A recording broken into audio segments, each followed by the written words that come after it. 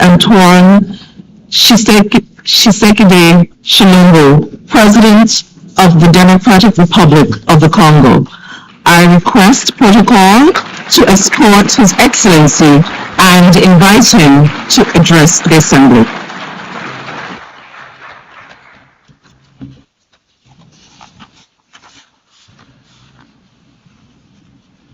Madame la Présidente, Monsieur le Secrétaire Général, Excellences, Mesdames et Messieurs les chefs d'État et de gouvernement, distingués délégués, Mesdames et Messieurs,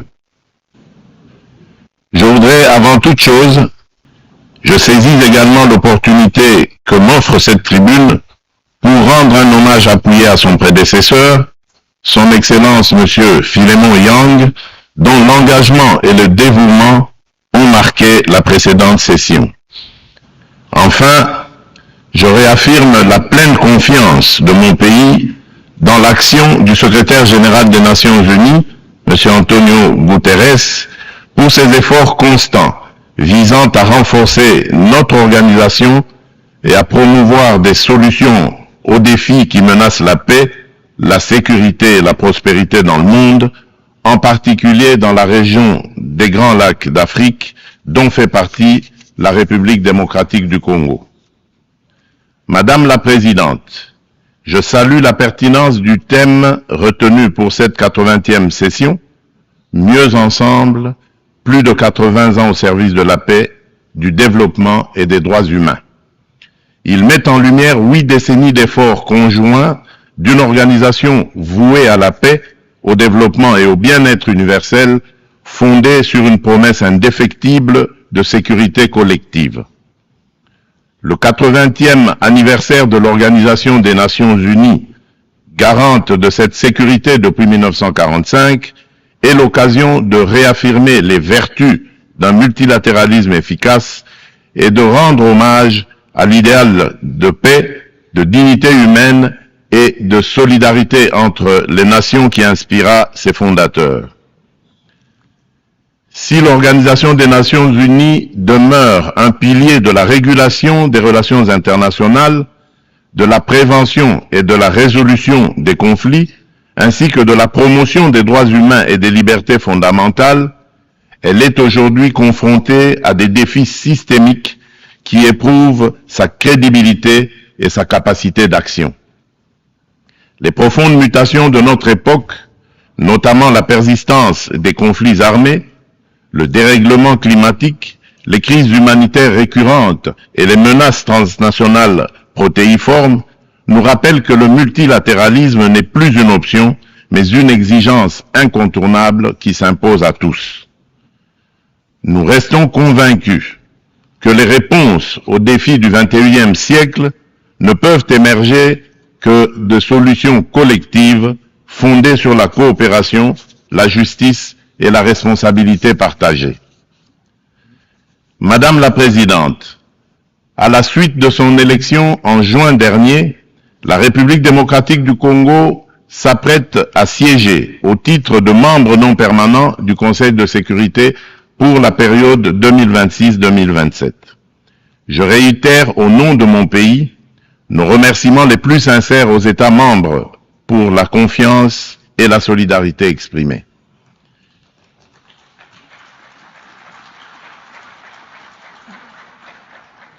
Notre participation sera résolument constructive et holistique. Elle s'articulera autour de 2 priorités indissociables, paix et sécurité d'une part, et prévention et résolution des conflits d'autre part. Nous entendons également contribuer activement à l'élaboration et à la mise en œuvre du nouvel agenda pour la paix afin d'apporter, à la lumière de notre potentiel et de notre expérience, une impulsion à la réforme des opérations de maintien et de consolidation de la paix, ainsi que à l'adaptation du système de sécurité collective des Nations Unies. S'agissant de la réforme du Conseil de sécurité, mon pays réaffirme la position commune africaine telle qu'énoncée dans le consensus des Oulouini et la déclaration de Sirte.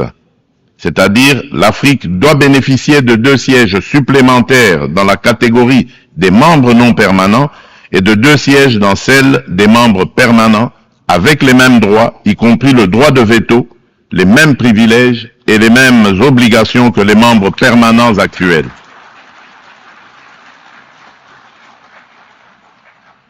Forte de ces 54 États et de plus de 1,2 milliard d'habitants, l'Afrique ne saurait demeurer en marge des décisions qui engagent la paix et la sécurité internationale. Madame la Présidente, un autre axe prioritaire concerne l'exploitation illégale des ressources naturelles, l'une des causes majeures et persistantes des conflits. La République démocratique du Congo entend placer au cœur du débat la gouvernance exemplaire de ces minerais stratégiques afin d'en garantir l'exploitation dans le respect des principes de développement durable, de la souveraineté économique et du bien-être des populations. À l'échelle mondiale, rompre le lien toxique entre rente minière et financement de groupes armés non étatiques exige une approche intégrée fondée sur l'harmonisation des règles de diligence raisonnable et de traçabilité, de la mine aux consommateurs, la transparence intégrale des chaînes d'approvisionnement et des bénéficiaires effectifs, des mécanismes de contrôle et d'audit indépendants, une coopération opérationnelle renforcée entre autorités douanières, judiciaires et financières, des sanctions ciblées et effectives contre les trafiquants et leurs réseaux de facilitation, et une lutte résolue contre la corruption, adossée à des normes de bonne gouvernance, à la publicité des contrats et à la traçabilité des paiements. Bien entendu, les dimensions des droits humains et de justice transitionnelle, ainsi que les agendas femmes, paix et sécurité et jeunesse, paix et sécurité, demeurent indissociables de cette action. Leur prise en compte effective est la condition d'une paix juste, durable et inclusive.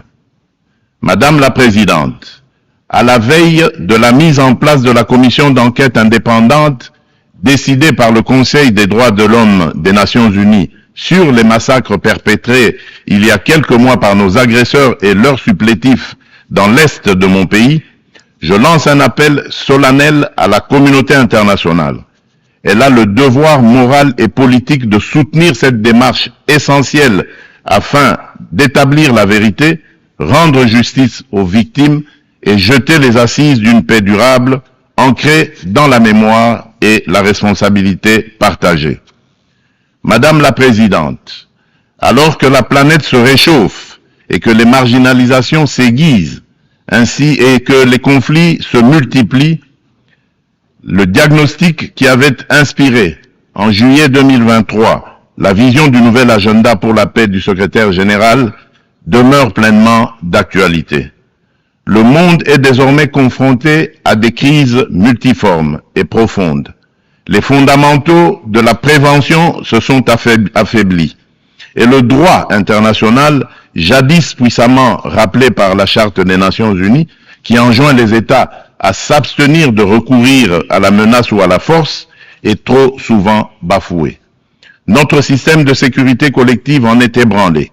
Il ne saurait survivre à un sursaut de solidarité d'intérêt et de respect des règles. Dans ce contexte, la rhétorique guerrière regagne du terrain et l'on assiste impuissant au retour des vieux démons, agression armée, guerre de prédation des ressources et de conquête d'espaces vitaux qui n'épargnent aucun continent. Tandis que la guerre entre Israël et le Hamas ravage la bande de Gaza, avec le risque d'une extension régionale, et que se poursuit le conflit russo-ukrainien, d'autres foyers s'embrasent au Yémen, en Birmanie et en Syrie. Le conflit armé qui perdure dans mon pays en est une illustration tragique. Depuis 3 décennies, la paix et la sécurité sont brisées à l'est de la République démocratique du Congo. Cette guerre s'est muée en une entreprise prédatrice. Elle dépasse depuis longtemps les seules dimensions militaires ou géopolitiques. Elle vise à piller nos ressources, effacer notre mémoire collective et détruire nos communautés. Les conséquences sont désastreuses. Des millions de morts, des familles décimées, près de 7 millions de déplacés internes, femmes et enfants pris pour cible, des villages rayés de la carte, des générations sacrifiées. Dans plusieurs régions de l'Est, tous les marqueurs d'un projet d'extermination sont réunis. Les Nations Unies elles-mêmes, à travers le rapport Mapping, ont documenté l'ampleur des atrocités. Ce n'est pas seulement un conflit, c'est un génocide silencieux qui frappe le peuple congolais depuis plus de 30 ans.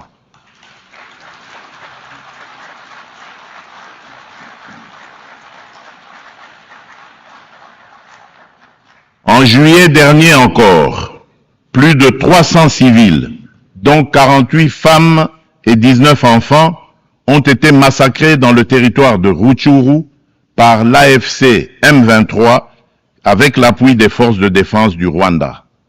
Ces crimes ne sont pas isolés. Ils s'inscrivent dans une continuité macabre. Je remercie les États-Unis d'Amérique d'avoir pris l'initiative le mois dernier de convoquer une session extraordinaire du Conseil de sécurité pour examiner ces massacres documentés par Human Rights Watch. Pour mettre un terme à ce conflit, le Conseil de sécurité, par sa résolution 2773 du 21 février 2025, a notamment exigé le retrait du M23 des villes de Goma, Bukavu et de toutes les zones sous son contrôle, le démantèlement des administrations parallèles instaurées en violation de la souveraineté de la République démocratique du Congo, ainsi que la cessation de tout appui direct ou indirect au M23. Je salue à cet égard le leadership du président Donald Trump, qui a créé les conditions d'un dialogue ayant conduit le 27 juin 2025 à Washington à la signature d'un accord de paix entre la République démocratique du Congo et le Rwanda. Cet accord engage expressément Kigali à un retrait complet et vérifiable de ses troupes et à la levée de ses mesures dites défensives. Il prévoit également le désengagement, le désarmement et l'intégration conditionnelle des groupes armés non étatiques au sein des forces armées de la République démocratique du Congo et de la police nationale congolaise, la mise en place d'un mécanisme conjoint de coordination en matière de sécurité, ainsi qu'un dispositif garantissant le respect de l'intégrité territoriale et l'arrêt des hostilités. Le retrait des troupes rwandaises, la fin de leur appui au M23 et le retour de l'autorité de l'État congolais sur toutes les zones occupées constituent des conditions non négociables pour une paix durable. Je demande aux Nations Unies de veiller à la stricte application de cet accord, désormais indissociable de la mise en œuvre de la résolution susmentionnée. Tant que ces décisions ne seront pas exécutées, le sang des innocents continuera à couler. Dans la même dynamique, la République démocratique du Congo et l'AFC M23 ont signé le 19 juillet 2025 à Doha une déclaration de principe engageant les parties à œuvrer de concert à une solution pacifique. Je voudrais exprimer ma gratitude à Son Altesse l'Émir du Qatar, Cheikh Tamim bin Hamad Al Thani, pour son dévouement et son engagement en faveur de la paix en République démocratique du Congo et dans la région des Grands Lacs. Je souhaite enfin exprimer ma haute appréciation pour la coordination assurée par son Excellence Faure Essomina Gnassingbé, président du Conseil des ministres du Togo, dans le cadre du processus de Lomé. Cette dynamique procède de la convergence des efforts du processus de Luanda, conduit avec constance par son Excellence João Manuel Gonçalves Lourenço, président de la République d'Angola et président en exercice de l'Union africaine, et du processus de Nairobi, facilité par son Excellence Uhuru Muigai Kenyatta, ancien président de la République du Kenya. Ensemble, ces initiatives ont jeté les bases d'un mécanisme unifié de facilitation régionale. Un élan que nous comptons poursuivre pour préserver la cohésion continentale, renforcer la coordination entre les initiatives africaines et consolider un cadre d'action harmonisé afin de restaurer de manière durable la paix à l'est de la République démocratique du Congo. Notre objectif demeure inchangé: obtenir une paix juste, durable et vérifiable, non une accalmie factice et éphémère qui, depuis près de 30 ans, a trop souvent déçu l'espérance de notre peuple. Nous attendons de la communauté internationale qu'elle se tienne avec constance et courage du côté du droit. C'est à ce prix que la vérité l'emportera sur l'impunité et que la paix redeviendra possible. Madame la Présidente, il convient de préciser que le processus diplomatique engagé avec toutes les parties au conflit n'exclut nullement la quête de justice et de réparation. Si le monde hésite encore à nommer notre douleur, nous n'attendrons pas. Nous en sommes les premiers témoins. Nous en serons les premiers artisans de justice. Mais nous avons besoin de votre solidarité, de votre soutien et du respect plein et entier du droit international.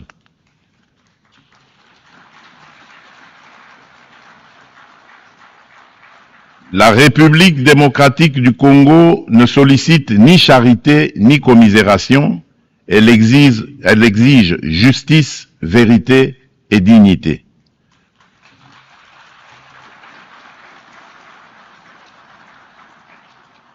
Notre pays a tendu la main.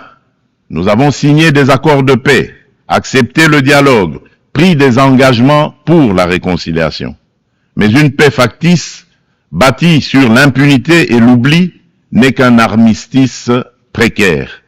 L'histoire ne jugera pas nos discours, mais notre capacité à reconnaître les crimes de masse, y compris les génocides, et à mettre fin à l'impunité.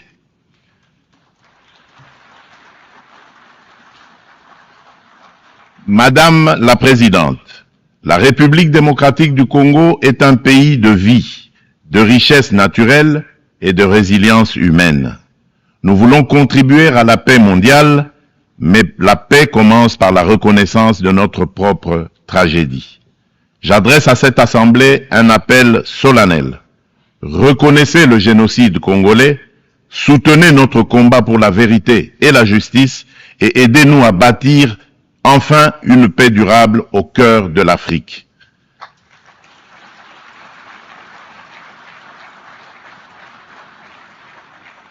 Nous demandons que les Nations Unies instaurent un régime de sanctions ciblées contre les auteurs des crimes économiques, mais aussi des crimes de guerre, crimes contre l'humanité et crimes de génocide commis à l'est de mon pays, et qu'elles soutiennent toutes les actions visant à tarir les circuits illicites d'approvisionnement en minerais qui financent depuis des décennies la guerre et la tragédie humaine. Ces actions doivent être conduites avec l'appui de l'Union africaine, des Nations unies et de nos partenaires au développement en impliquant les États limitrophes, les entreprises qui achètent et transforment ces minerais du sang, les institutions financières par lesquelles transitent les flux, ainsi que les organisations de la société civile. Je le dis solennellement devant cette Assemblée. La communauté internationale a le devoir moral et politique de reconnaître cette tragédie pour ce qu'elle est, un génocide, et d'agir en conséquence. Le silence et l'inaction face à ces crimes s'apparentent à une complicité. Nous demandons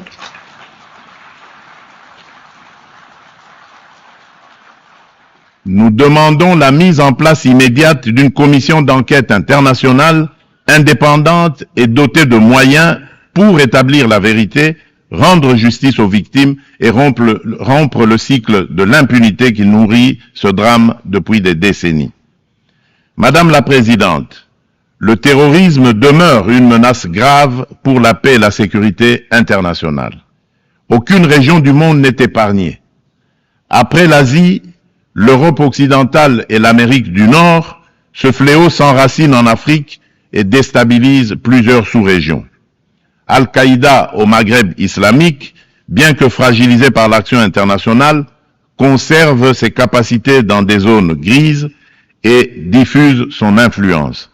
Boko Haram au nord du Nigeria et Al-Shabaab en Somalie maintiennent une emprise territoriale significative.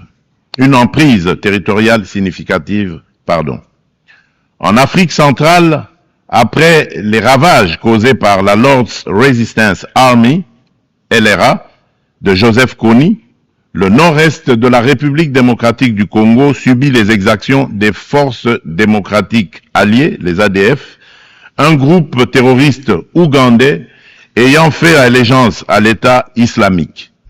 Ces groupes extrémistes ont laissé derrière eux un lourd tribut humain et continuent de menacer la stabilité régionale. Membre de la coalition mondiale contre Daesh, la République démocratique du Congo appelle les Nations unies à s'engager plus résolument dans la mise en œuvre des recommandations de la dite coalition et du processus d'Aqaba, à savoir le partage renforcé de renseignements, l'assèchement des financements, la lutte contre la propagande et contre les sanctuaires, ainsi que le soutien accru aux communautés victimes dans le plein respect du droit international humanitaire. Madame la Présidente, face à l'urgence climatique, l'accord de Paris demeure le cadre juridique essentiel pour la redevabilité des États en matière d'émissions et d'adaptation afin de contenir le réchauffement à 1,5 degré Celsius. À ce titre, la République démocratique du Congo a adopté son plan national d'adaptation 2022-2026. Nous nous sommes engagés à arrêter et à inverser la perte de forêt et la dégradation des terres d'ici 2031, tout en promouvant un développement durable et une transformation rurale inclusive. Depuis décembre 2021, un ensemble de mesures soutient la restauration des paysages forestiers, notamment le programme Jardin scolaire pour 1 milliard d'arbres à l'horizon 2030, destiné à renforcer la séquestration du CO2 et la résilience des écosystèmes. Nous saluons l'adoption de la décision 5/CMA.5, établissant de nouveaux mécanismes de financement, y compris le fonds pour pertes et préjudices, afin de compléter les sources existantes et d'apporter des réponses concrètes aux pays les plus exposés. Forte d'un potentiel environnemental unique au monde, la République démocratique du Congo se tient au cœur des solutions. Elle est prête à mobiliser ses atouts naturels au service du climat global, à condition que les engagements financiers soient prévisibles, accessibles et à la hauteur des impératifs écologiques et humains. Madame la Présidente, permettez-moi d'aborder aussi la question des défis énergétiques et de la protection de nos écosystèmes en rappelant que le bassin du Congo abrite la deuxième plus grande forêt tropicale du monde, considérée par de nombreux scientifiques comme le premier puits de carbone terrestre, ainsi qu'un vaste réseau hydrographique dominé par le fleuve Congo, deuxième au monde par son débit. Ces ressources vitales sont gravement menacées par des activités destructrices, déforestation, exploitation illégale, pollution, souvent alimentées par des conflits armés récurrents qui s'apparentent à de véritables crimes contre la nature. C'est pourquoi la République démocratique du Congo soutient l'initiative portée par le Vanuatu, Fidji et Samoa visant à ériger au plan international l'écocide en incrimination autonome pour sanctionner les actes illicites ou arbitraires causant à l'environnement des dommages graves. Madame la Présidente, l'adoption du pacte pour l'avenir rappelle l'urgence d'accélérer la mise en œuvre des objectifs de développement durable à 5 ans de l'échéance de 2030.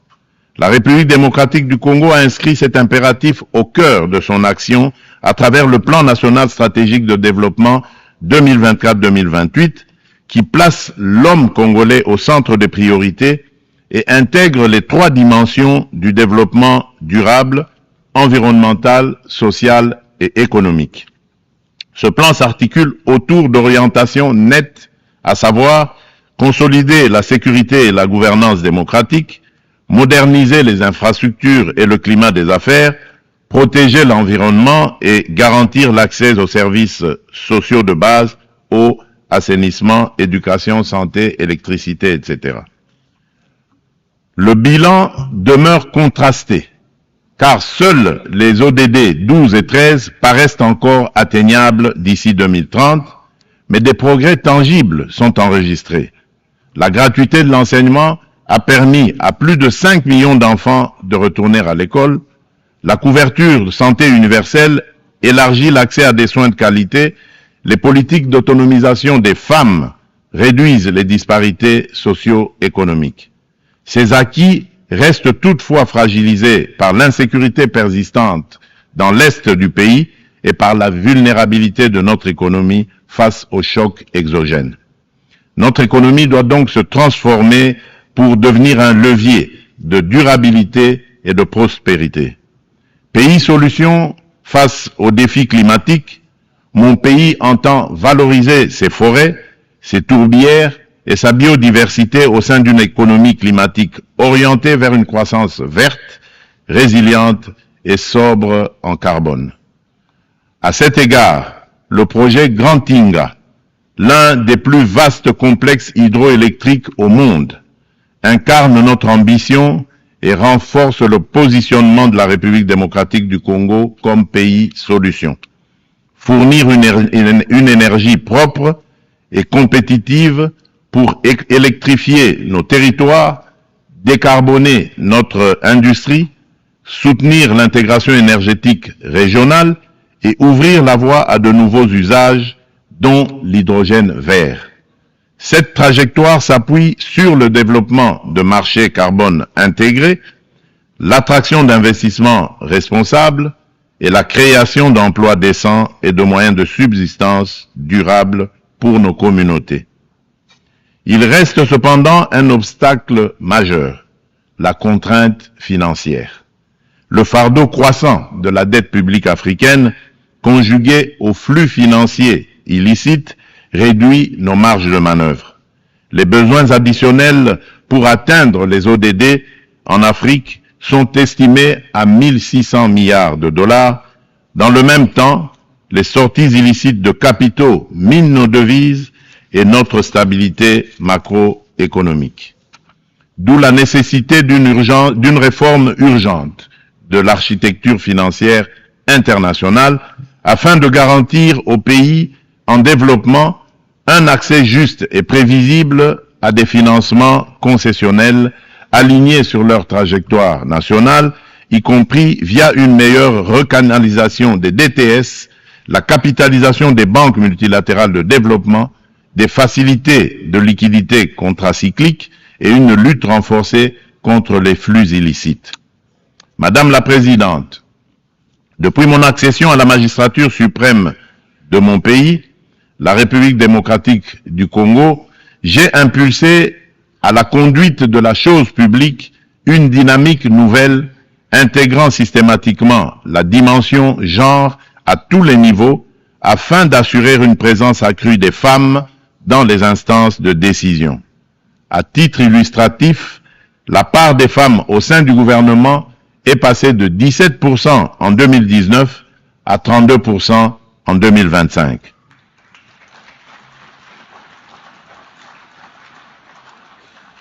Madame la Présidente, dans une approche stratégique et multisectorielle visant à mobiliser la jeunesse au service du progrès national, mon gouvernement a adopté une politique nationale de la jeunesse.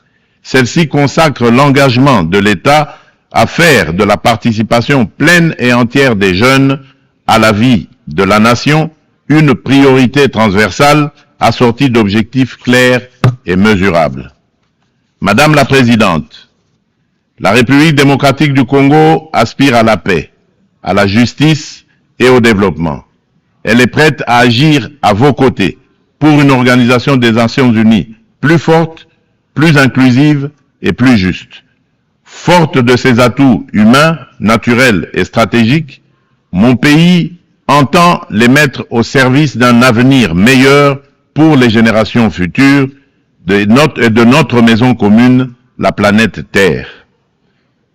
Que Dieu bénisse l'humanité et nous accorde la grâce d'une paix véritable et durable entre toutes les nations du monde. Je vous remercie. On behalf of the Assembly, I wish to thank the President of the Democratic Republic of the Congo,